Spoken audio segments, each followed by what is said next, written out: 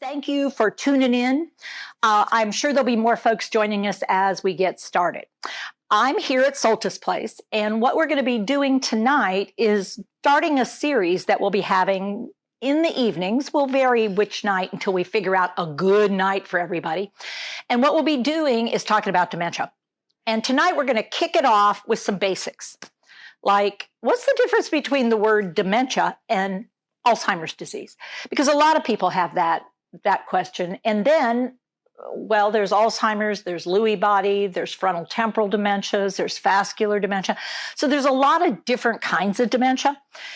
So knowing that somebody has dementia, what it means is, as far as we know, they have a condition that we can't fix. Okay, there's something going on in their brain and we can't fix it.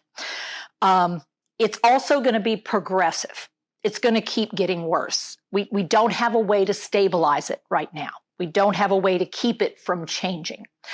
We also know that there's at least two parts of the brain that are involved. It's not just a single area of the brain, and it's not something that's a one-time and done. So it's not like you've had a stroke, or it's not like you have multiple sclerosis where you have episodes, but we can stabilize that. This is something that is actually destroying brain tissue.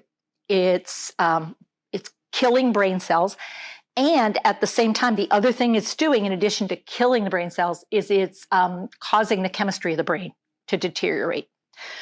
So the brain cells dying, once they die, that function doesn't return. But when you have chemistry changes, it means sometimes people can do stuff, and then the next time you turn around, they can't. So that's that confusion, because it means on, off, okay in the morning, horrible by the evening kind of thing. Now, there are, what we think anyway, about 120 different forms, causes, and types of dementia that are known these days. And the biggest category is Alzheimer's disease. So what is Alzheimer's? Alzheimer's was first discovered by Dr. Alzheimer.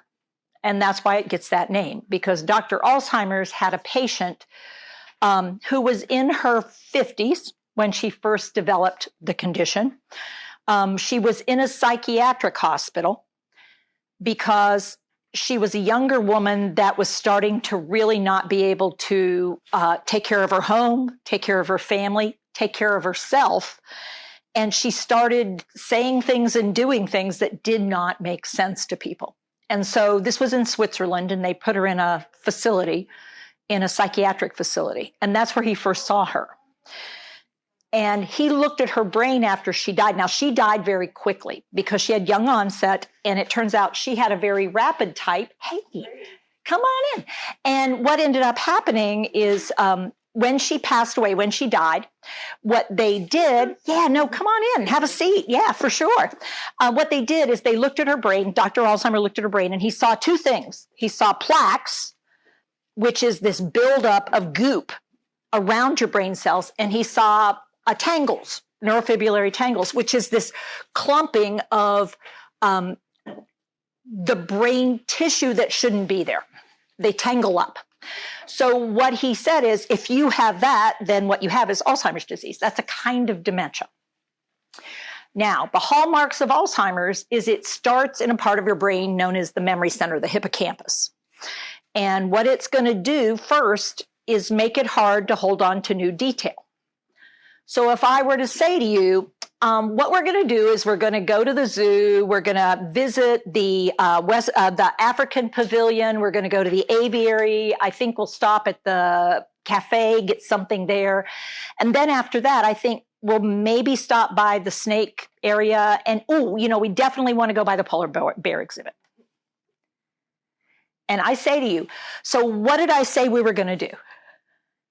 So you guys go ahead and tell me what you think you just heard I said we were going to do. What was the most important thing we were going to do? Aviary. We were going to the aviary, the polar bears, snakes. I heard that one. Food. We were going to go cafe, get food. One more thing. Food. We were going to the zoo. There was one more thing. At the beginning. Mm-hmm. African.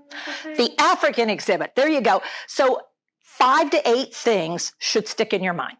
So then we're going to talk about a bunch of other stuff. And in a few seconds, I'm going to say, so where were we going to go? And most of you in this, if you have normal cognition, we go, oh yeah, well, you said we were going to go to the zoo, and you may not be able to get all 6 or 7, but you're doing pretty good. You can sort of go, oh, if I said one was related to what we were going to do if we were hungry. Yeah, we're going to go to the cafeteria or the cafe. Yeah.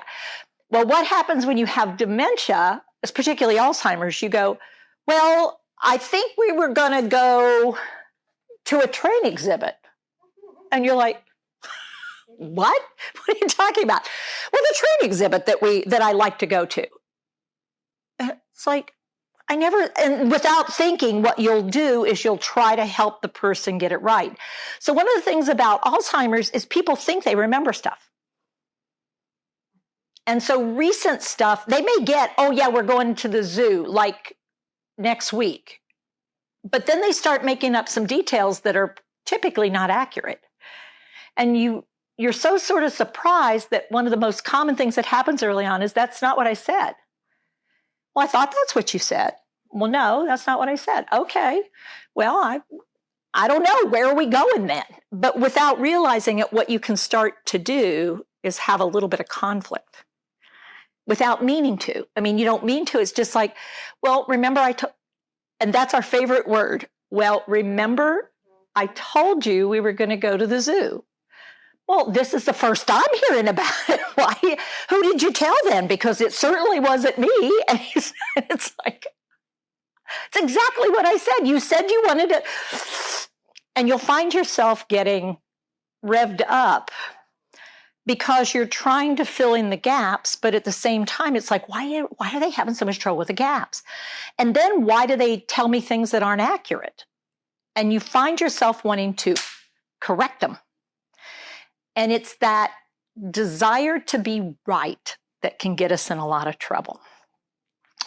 So it's not consistent, though. So then an hour later, I say, well, I thought we were going to go to the zoo. Well, when are we leaving? Well, you said you wanted to go to the train museum. Well, why would I want to go to the train museum? We've already been there. And quite honestly, this on switch, off switch thing is the thing that will wear you guys out as care support, because your brain is just going, why can't she just be consistent? Or why is he so inconsistent? And the inconsistent is the condition. That's the frustrating part. So one of the hallmarks is that people have a hard time with recent stuff, but old stuff they're really good at. Not only are they really good at it, they start bringing it up a lot. Because if I'm having a hard time with new stuff, I am so much more comfortable with old stuff. So what I start doing is, so do you remember when I was in college and I went to Duke and I had a motorcycle? Do you remember I had it in the dorm room and what happens? How many times will I tell that story? Mom, yeah, you told me that story already. Well, I did. Well, I wasn't talking to you. I was talking to them. They've already heard the story 3 times. So what starts happening is, as I tell the story over and over, because I tell it the same way with the same emphasis points, and I have go-to stories, things that I like to talk about. So what you'll find yourself doing, Mom, yeah, I think you said that, because what did you notice she did with her eyes? She rolled them. She rolled her eyes. Because the old stuff is what I'm really good at. And every time I tell the story, I refresh the track. I refresh the synaptic track. And so it's easier for me to find it the next time. It's easier for me to find it. And pretty soon, guess what it becomes? The thing I go to. So every time I'm having a conversation, every time I see you, did I ever tell you I went to Duke? And so that's sort of one of those loops that can really wear people out. So what we're going to do is Manda's going to give you this sort of way that we do it that sort of gets you out of the loop, but doesn't ask about things people can't do. So Did I ever tell you I went to Duke? Oh, Duke. Yeah. You went to Duke Yeah. University. Yeah, and I had a motorcycle. A motorcycle. Yeah, I kept it in my dorm room. In your dorm room? Yep, sure enough did. I taught my husband, well, he wasn't my husband, but I taught him to ride it. Wow. Yeah, I was the first woman at teacher. Duke that had a motorcycle. I bet you were. You might still be the only woman. Well, I don't Duke. know. I parked it, on campus. It was a lot cheaper than a car. Yeah. Well, that was smart. You're a smart lady. So what do you notice Amanda's doing? She's going along with it. She's staying involved in the conversation. What she's actually doing is strengthening her synapses. She wants to learn my story with all the cadences in it, with all the bits and pieces, because at some point this disease will progress and I'll lose my ability to do it. And if she doesn't know the story, then she can't give it back to me and make me comfortable. So if I say, I've got to get to class. Oh, you're going to class. Yeah. Have Duke you seen my at Duke, of course. Have you seen my motorcycle? So now what are you realizing? Now what's happened to me? I'm progressing. I'm somewhere else. I actually think I'm at Duke, whereas before I was just telling stories about being at Duke. It was a memory issue. Now it's an orientation to time issue. And I'm getting turned around a little bit in my life at moments. And this is where I could look at a daughter and think she's my wife, and look at my wife and wonder if she's my mother or my mother-in-law. Who? Yeah, who are you? And it's only usually, for some people, it's very momentary. It's just that moment where my brain goes, I can't figure this out. What is going on here? And it's a little scary. It's almost always scary for me at first, or I'll cover it with humor. But I bet I know you, don't I? What's your name? And it's like, ow. And those moments can be a ways off for some people, and they can creep in pretty early for other people, particularly people who have never been good with names. They have a lot of trouble with this. Okay. Now, the other thing people can do is get turned around in place, because I thought I must be at a college or something. Where am I? At Soltys Place, a day center. So, but I'm trying to figure out in my mind, where the heck what is this place? And so my brain tries to give me some hints. And so this looks sort of like a teaching situation somehow. I don't know. I'm sort of figuring it out. It's weird. Must be something though. And so my brain is trying to make sense of it. And so what I might be doing, you might see a lot of what? What do you notice me doing a lot of? Looking around, a lot of looking around, a lot of checking the outside, checking the inside, looking down the hallways, asking, now, tell me about this place. Have you been here long? Because I may not want people to know that I'm really, really confused. I mean, I may not be real comfortable with everybody noticing this. And so I might try to cover. And it's not you. No. It's your brain. It's my brain doing that. Filling in the gaps because it doesn't make sense right now. No. So, wow, what time is it? Is it early morning? God, it's still dark out? Because what's the other disorientation I might have? Day and night. Day and night, time of day. Because you and I know that we're about to eat dinner, we just ate dinner, and I've already gone through a day. When this condition progresses, when Alzheimer's progresses a little bit more, I am not sure whether I'm early in the morning and I just got up and I'm hungry because I haven't had breakfast and it's still dark out, or whether this is the end of the day. And so this is why people can wake up at 3 a.m. and say, so I got to get to work. And you're like, what are you talking about? It's 3. No, they're expecting me. I mean, I'm late. And you're like, what are you talking about? You haven't been retired for years. So this whole thing is all happening because of the kind of damaged areas. Now, Another area that we don't talk so much about is limited visual field, like how much data I can take in at once. So if you were to put your hands around your face, sort of like you're wearing a scuba mask, this is about how much of the world I can take in early in dementia. And what it means is if Manda were to walk up to me from the side, where did you come from? What do you mean, where did I come from? Well, you snuck up on me. No, we were in this room together the whole time. I never saw you. You just... See, this is what gets on my nerves. You come up from behind and you. I wasn't even behind. You were too. Okay, how's this going? So when I have this, if she gets really close and even touches, whoa, my brain didn't notice her coming. But the other problem is, call my name, Manda. Teepa? Yeah? Over. Who am I thinking has got to be calling me? One of you guys. You're the only ones because you're out of sight. And the other thing that starts happening for many, many people with dementia is they start losing the ability to know where the sound is coming from. And so they can't associate who's talking, especially now that we're wearing masks frequently. It's even more confusing. They spend a lot of time trying to figure out who's saying what. And they can't tell the difference between a conversation at another table and the conversation you're trying to have. Would you like anything to drink? No, I'm fine, thanks. Yeah.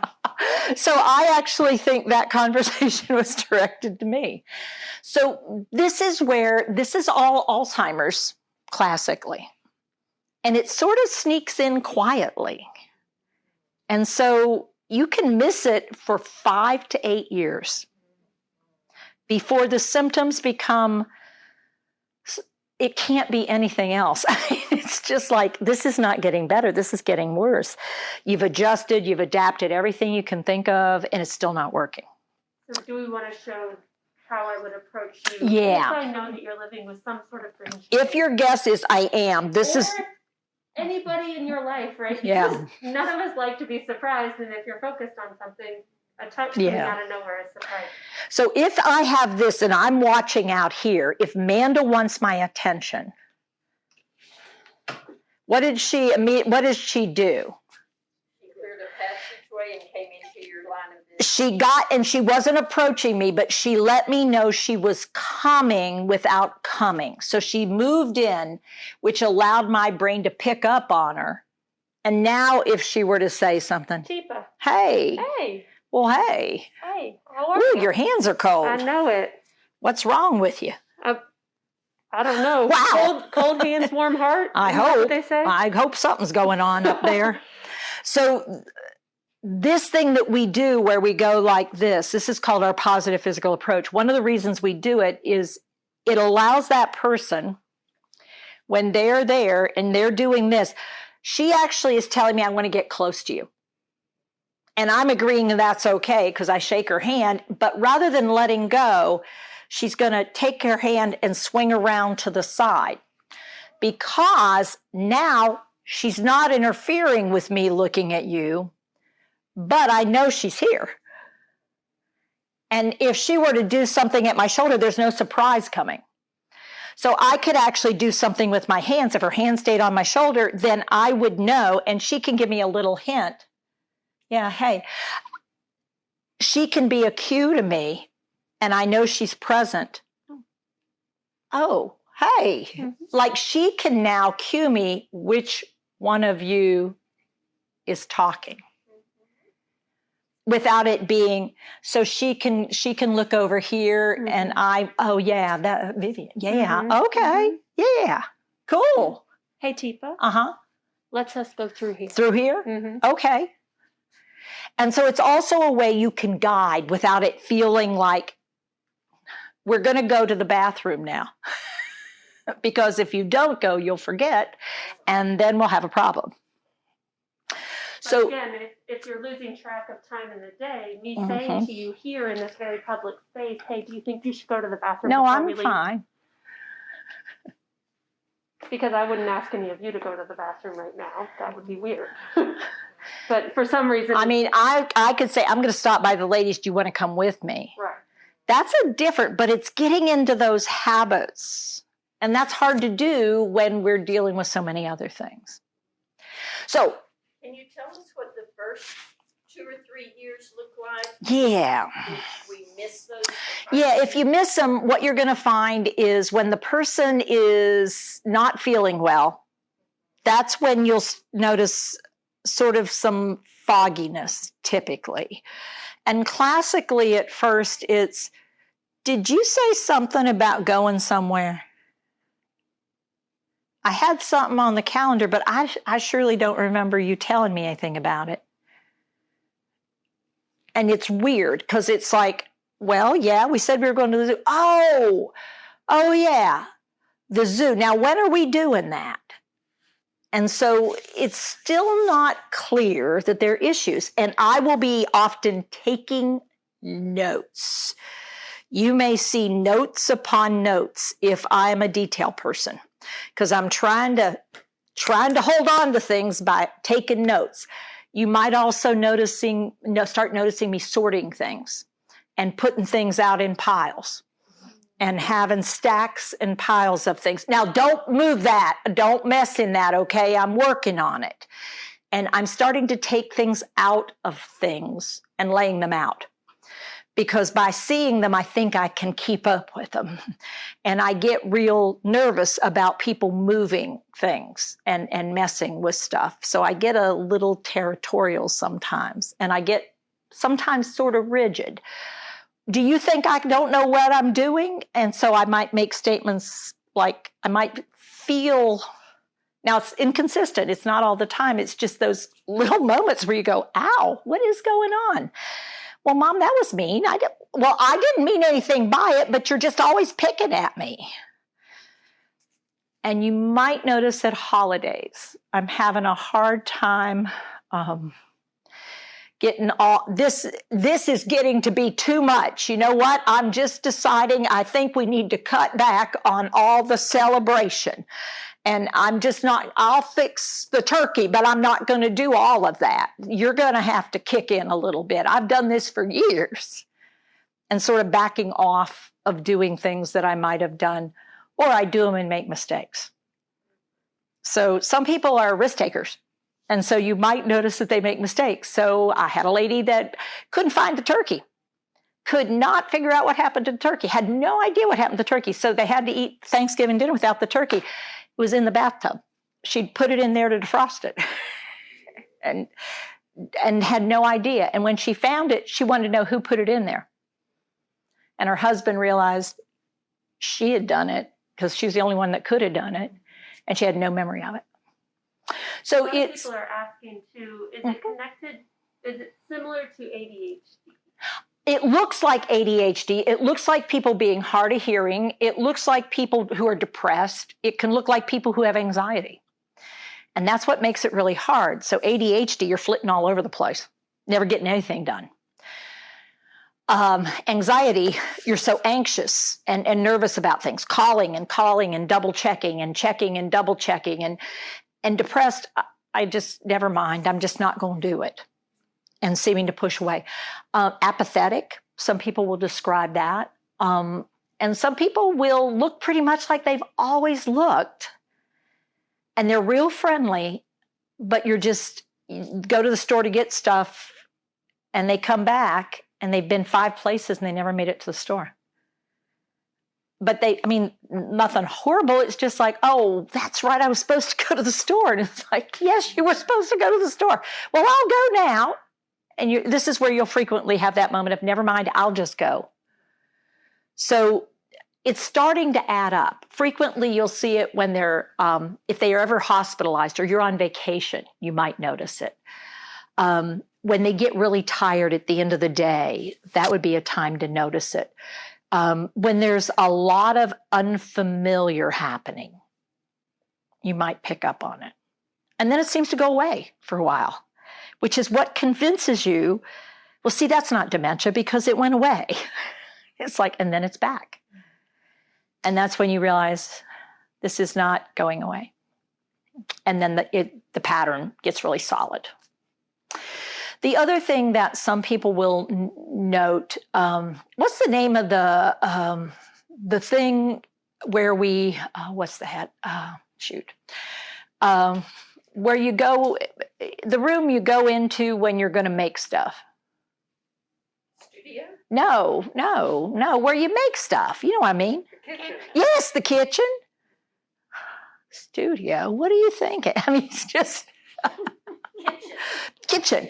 Yeah. So I can't find the words for things, and I'll ask around it. So I'm talking around it, but I can't seem to come up. And they tend to be fairly simple words.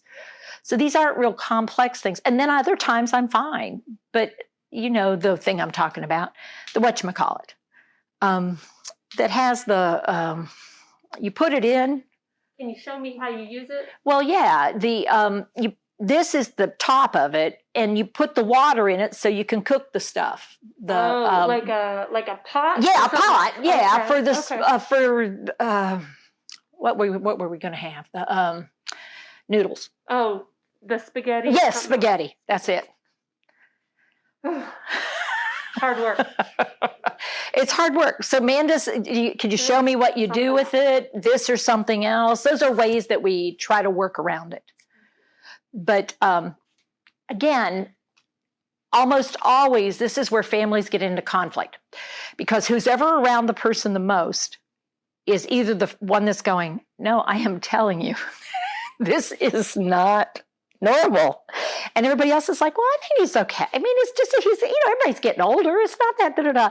But if they don't see him very often, it seems not that bad when you're around it for just a little bit.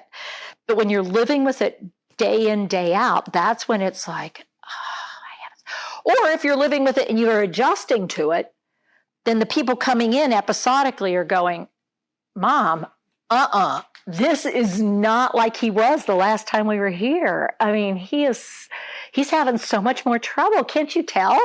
And it's like, no, not really, because you can adapt to it over time. So it can go either way, but it tends to result in family conflict fairly early on, with one person thinking something different than the other person. And it's not that bad. I don't know why you're making a mountain out of a molehill, or Mom, you've got to go get him seen. I'm telling you. So it results in a lot of discomfort among family members or friends even. Yeah. A lot of people are asking about driving. I don't know if you driving. about what to do with driving. Yeah, so driving is really tricky. And it's really tricky. Everybody put up 10 fingers. Now, out of every 10 people who get diagnosed with dementia, how many of them do you think are in the very early stages out of every 10? When do they get their diagnosis? How many of them get their diagnosis early in the disease? What percent do you think? She's going 0. The number is 20. 20%. About 2 out of every 10 people will get diagnosed fairly early.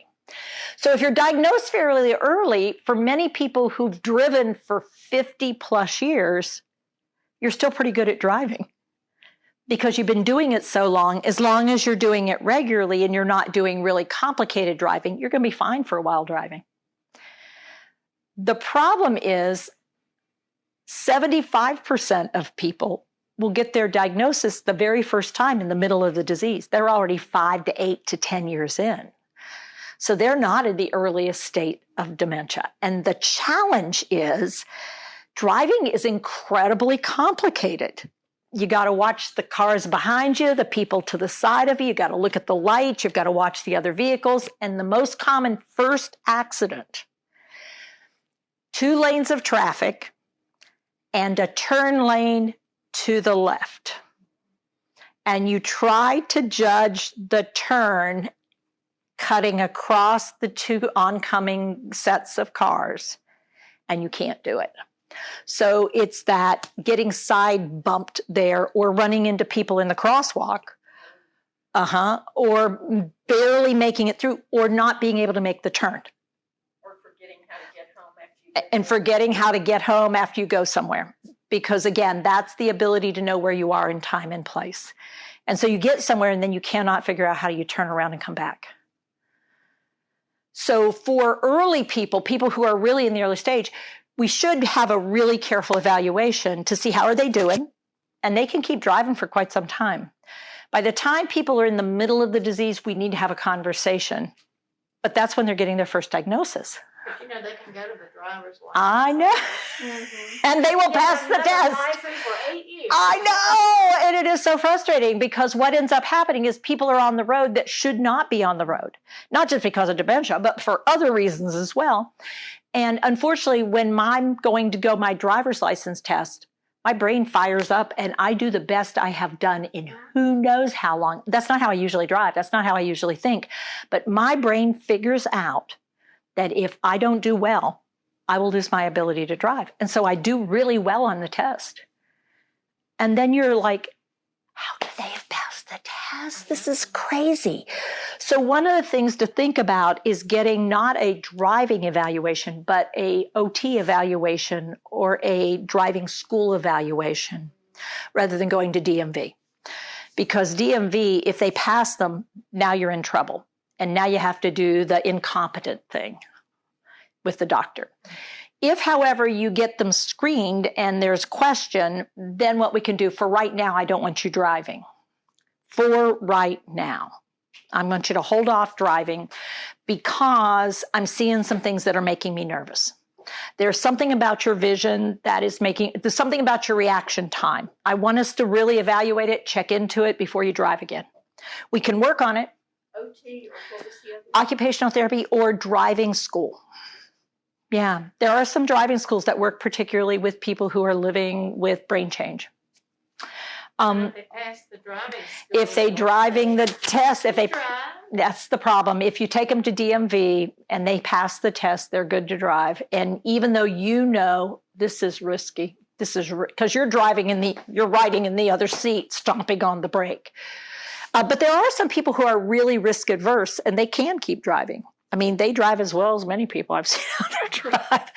But on the other hand, we have a number of people who should not be behind the wheel because they put other people at risk. So trying to get a physician to do something about it rather than trying to do it yourself, though. Because being the one to say no can create all kinds of huge amounts of anger and distress. Who are you to tell me I cannot drive a motor vehicle? I brought you in this world. I'll be happy to take you right back out. I never thought I'd have a wife that would treat me like this, to be so disrespectful. You are not the boss of me. You are not going to tell me what I can do. I've heard all of it. I know. It is one of the... Take away my independence. And that is for sure the most common statement is nobody's going to take my independence. And in the U.S., driving is equivalent to becoming an adult. I mean, that is how we see driving. So when I say you can't drive, I'm saying you're not an adult anymore.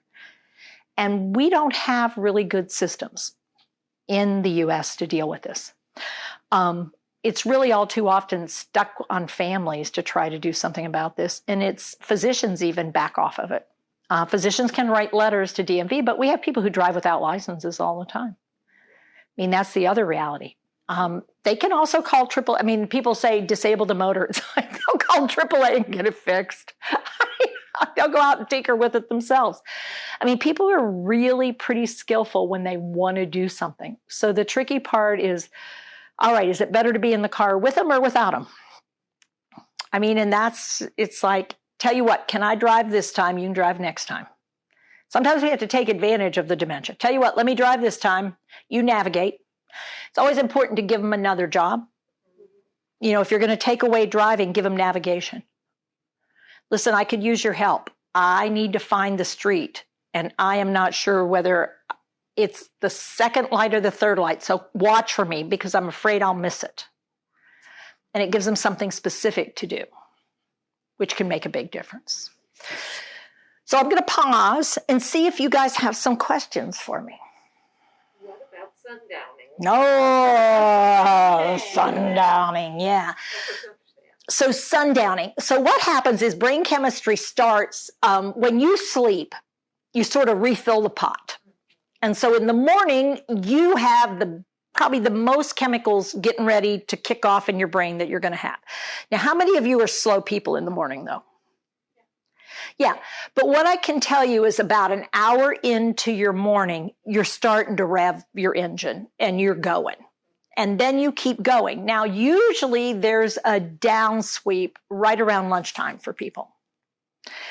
And you refuel, and you often want to take a break at that point. Now, for some people, what happens is then you want to head to your nest. Somewhere around 3 o'clock, you're starting to get that I want to go home kind of feel to it. 3 o'clock is the magic hour where I'm really, because if you think about it, if I've gotten up about 7, let's just say 7, 8, 9, 10, 11, 12, 1, 2, 3. 8 hours. I put in my 8 hours. My brain says I'm ready to head out. And these are folks who want to get everything done on the way home. So they want to stop by and get whatever they need to get, because once they get to the house, they'll want to go out again. So those are early birds. Now, the thing is, once they're in the house, classically, one thing they're almost always going to do when they get in the house.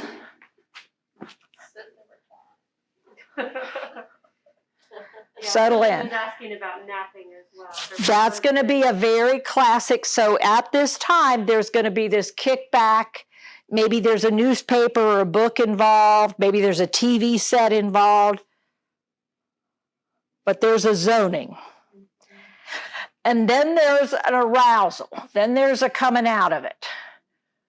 Now, if I'm not quite sure what's going on now, I've got 2 options. Did I just wake up and my morning is starting over? But where's my chemicals? I hadn't got them all the way back up because I haven't had that good sleep. And I haven't had dinner either because the last thing I ate was lunch.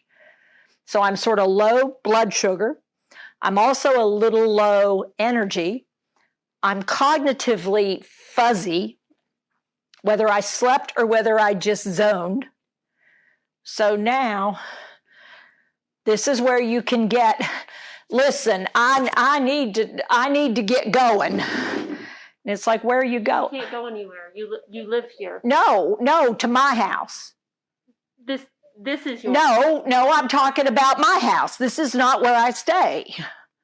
These are your pictures. I know that. I don't know who brought them in here. What's going on here? It can be that extreme, or it can just be this anxiousness. Is there something wrong? Well, what are we doing? We're just hanging out until dinner. No, but what am I supposed to be doing? Well, why don't you sit and read a book? No, I'd already sat and read a book. I'm going to go to the shop. Well, you know what? I'm going to go work on paperwork. And then 2 seconds late, I'm back. Because I have no chemistry for focusing. So this is where I walk around with papers. Who signed this? And it's like, I don't know. I mean, I have no idea what you're talking about. So I either want to leave, I need something to do, but what I could have done early in the day, I cannot do at all. I also have a high risk of getting irritable and resistive to what you want. So. Hey. Hey, Teepa. Yeah. I know you were wanting to go home. Yeah. I hear you. I have a huge favor to ask. Huge favor? What?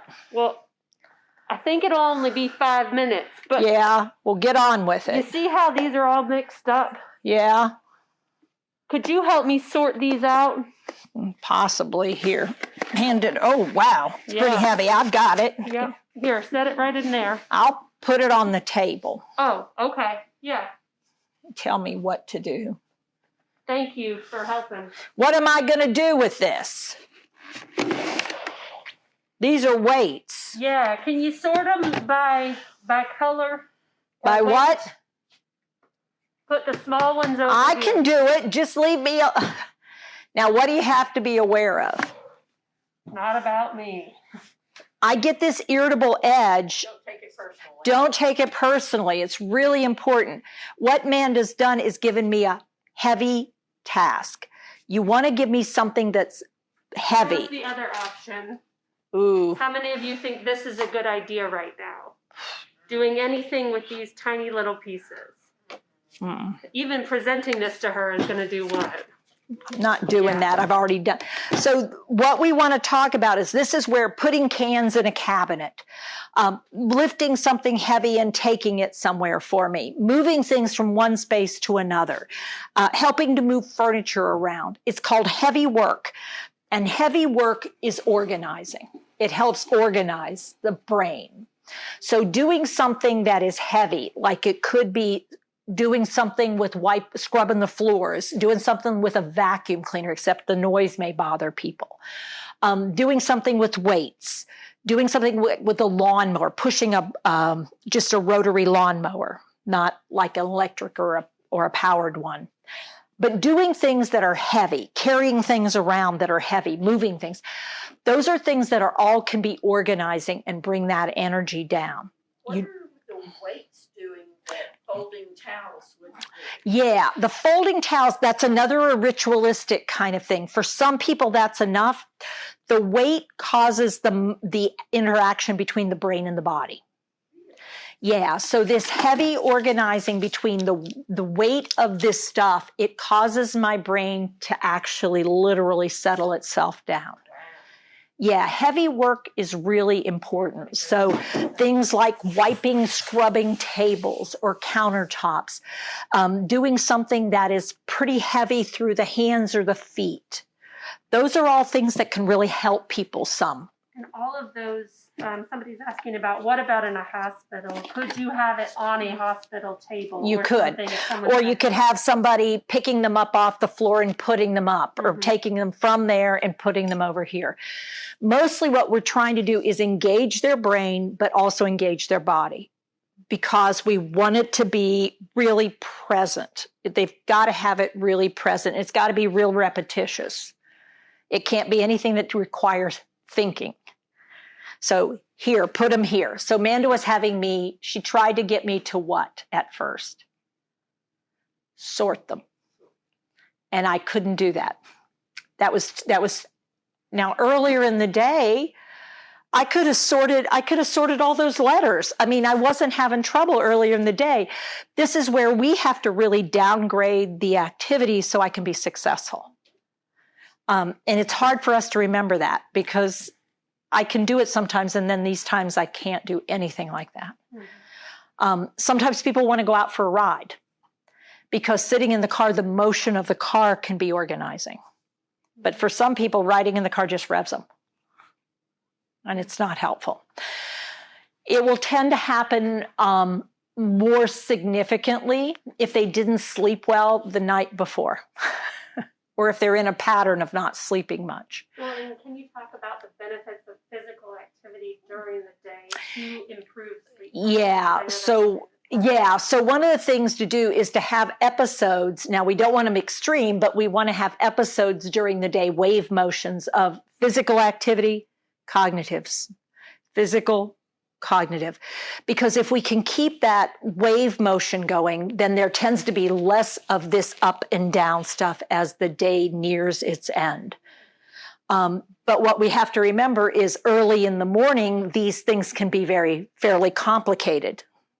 So we could be doing things like, okay, so what we're going to do, right arm over to the left, and you're going to do a lunge. Okay, and now we're going to pull your elbow in, and now we're going to go over to we're going to take our left hand over to the right, and now we're going to pull it back, and now we're going to go back. And it's going to be A, 1, B, 2. By afternoon,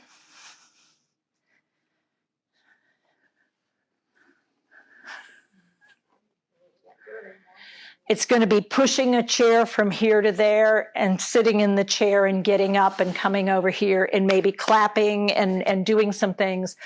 But we are not going to have the same skill set by afternoon.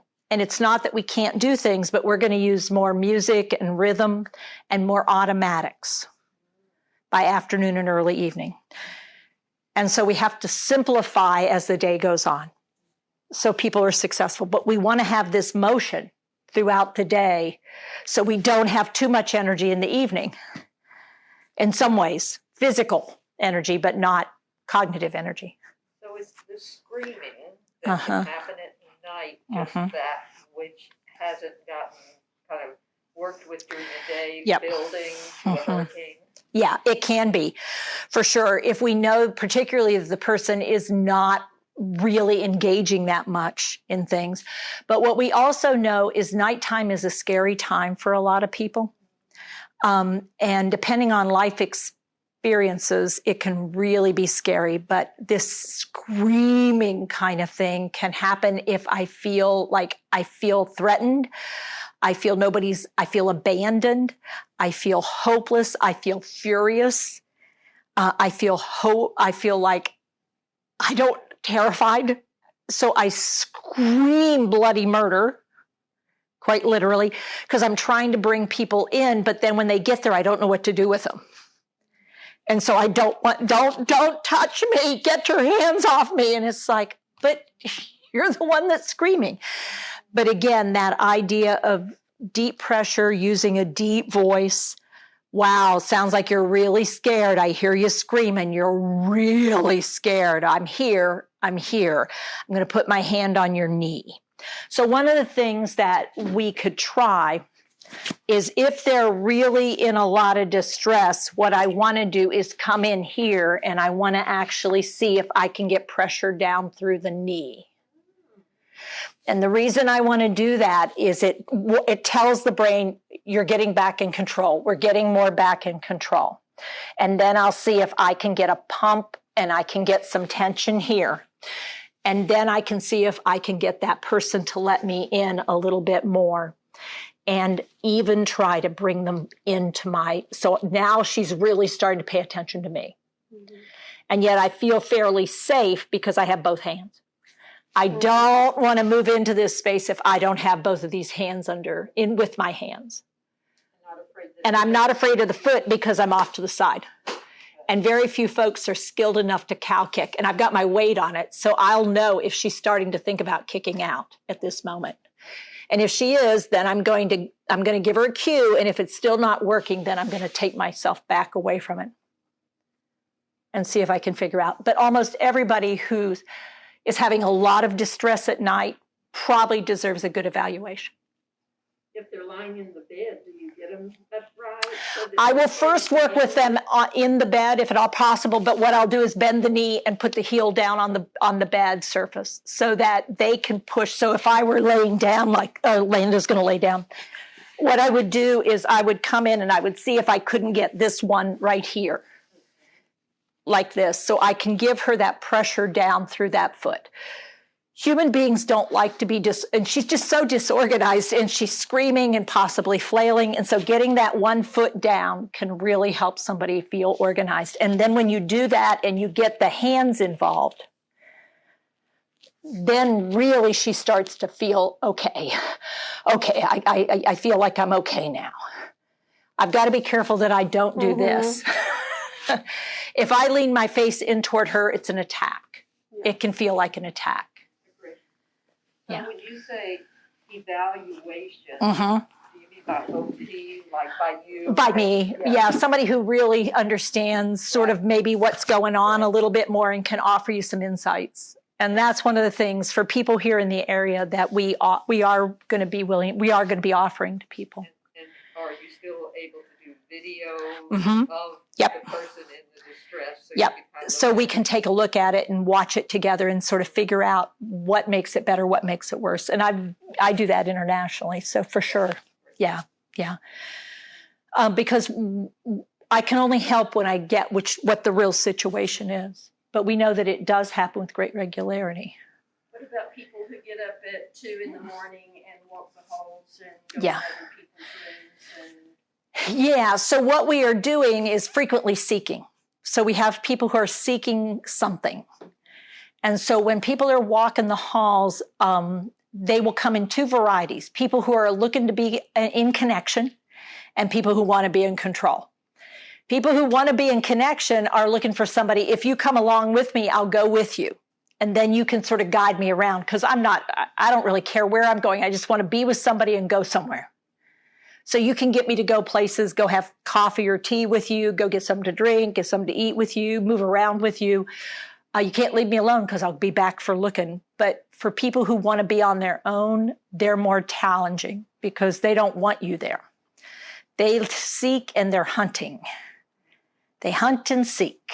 What about violence?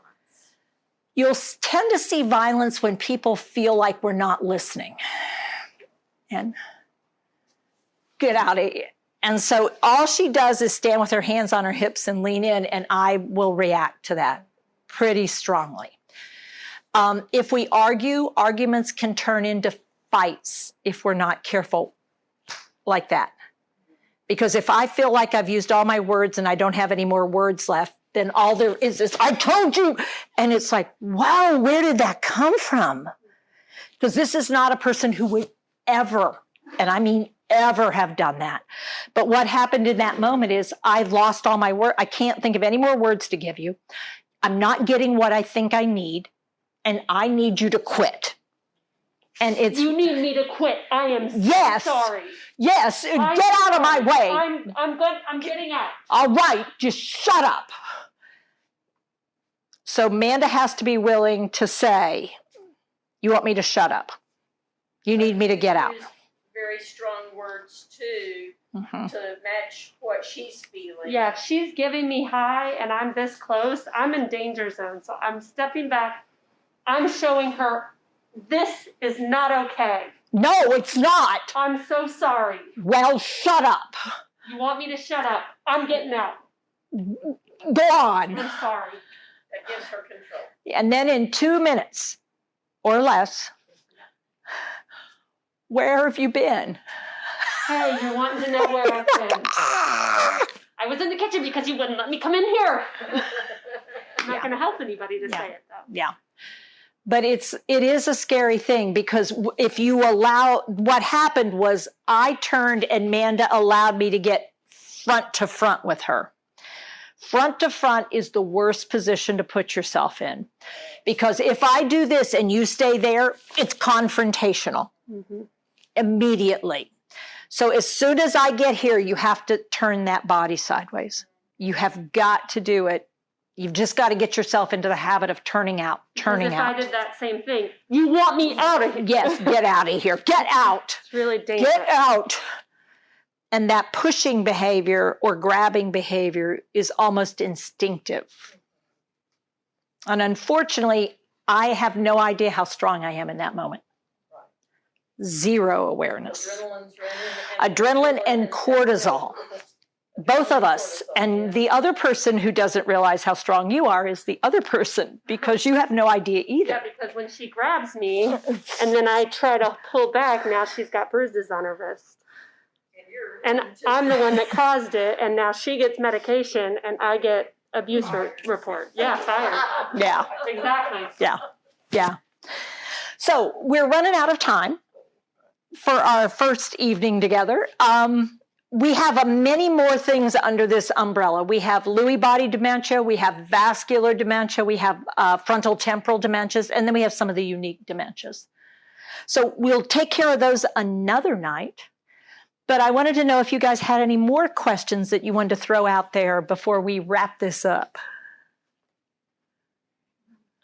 I do. And Okay. I always think that I know we want to go along with whatever direction, but the person is saying, I wonder why I haven't heard from my brother in so long. Oh. And I think I'm going to go back to the farm. My mother's still there. And I think she needs me. Yeah. And I'm, Yeah.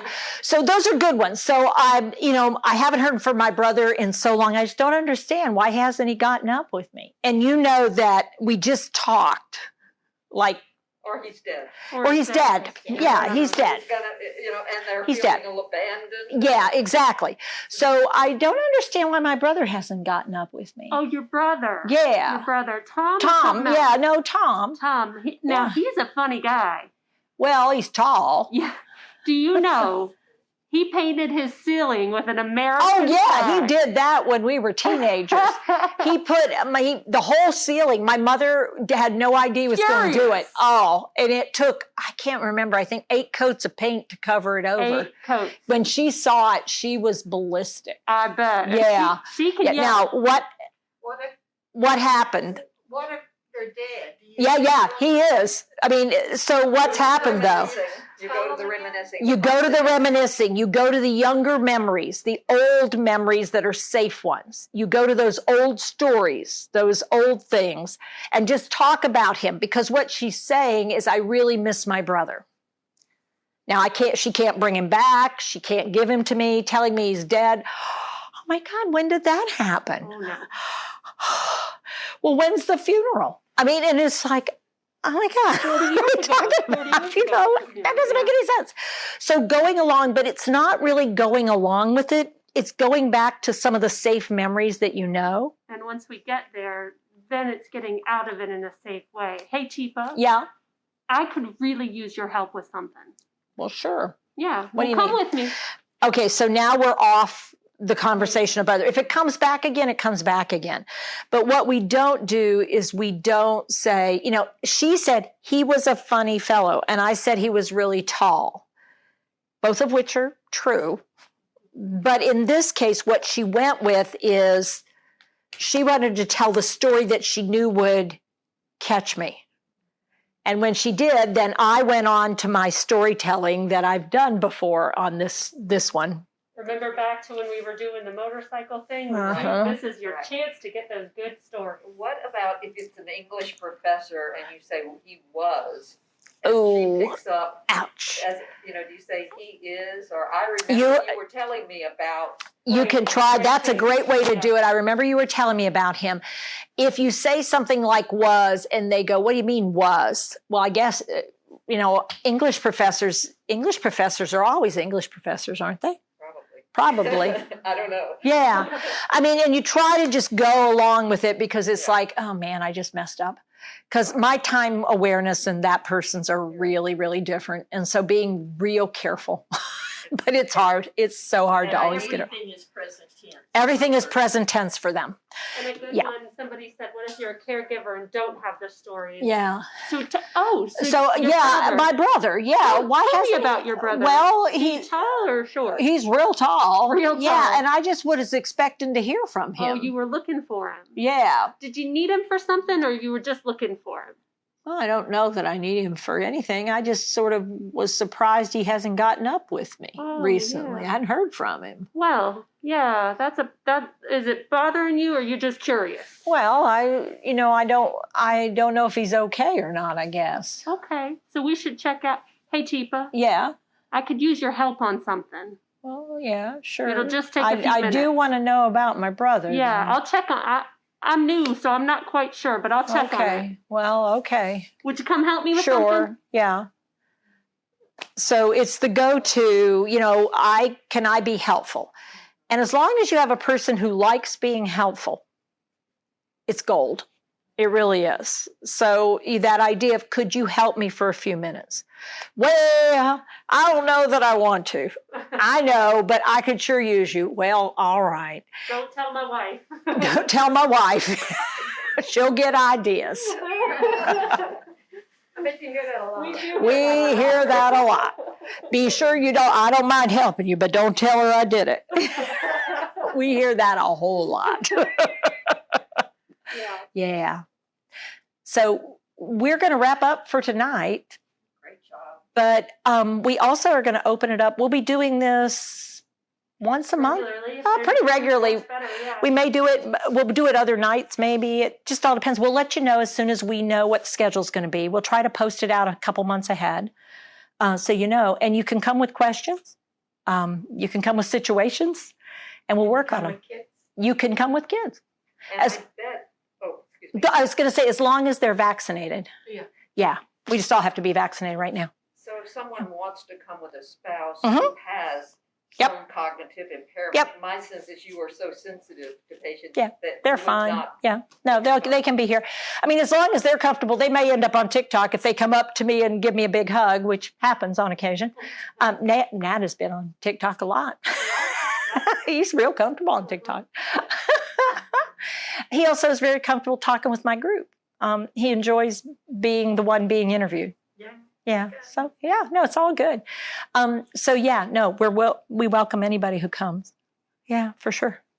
Yeah, and if need be, we can have a second person here if they want to roam or need to move around. We can make arrangements if we know they're coming to see if we can't find some help, because we know some folks who can help out if need be. Yeah. All right. Well, thanks everybody. Really appreciate you showing up. Thank you for coming. Hope it was helpful. Hi, I'm Teepa Snow, and you just found our YouTube channel and watched one of our videos. I'm the owner and founder of Positive Approach to Care.